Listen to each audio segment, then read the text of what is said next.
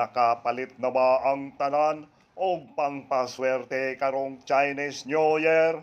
Karong 2026 Chinese New Year, Year of the Fire Horse, may mga lucky charms at pingsoy item na tradisyonal nga pwede nato mapalit para maka-attract og swerte, kwarta, proteksyon o sa maayong panglawas kauban ang atong mga pinalangga sa kinabuhi.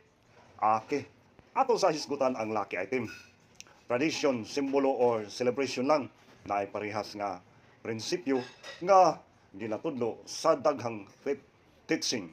Buhata ang imong party og isalig ang resulta sa Ginoo. So bisan mag Chinese New Year tradisyon ka o dili, ang mas importante gihapon limpyo ang intensyon, paningkamot nga honest, pagampo o pagpasalamat.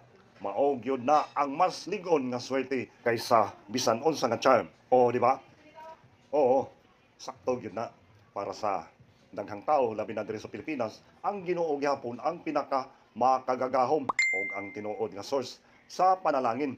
Ang ubang traditions sama sa pingsoy o lucky symbols para sa uban nga reminders sa possibility pag-organize sa environment, cultural practice, pero dili sila kapuli sa Ginoo. Pwede gani nimo tan-awon ingon ani ang balance. Ang Ginoo naghatag og grasya, guidance og oportunidad. Kitang mga tao sipag og diskarte ang atong part sa pagpaningkamot. Happy Chinese New Year mga idol!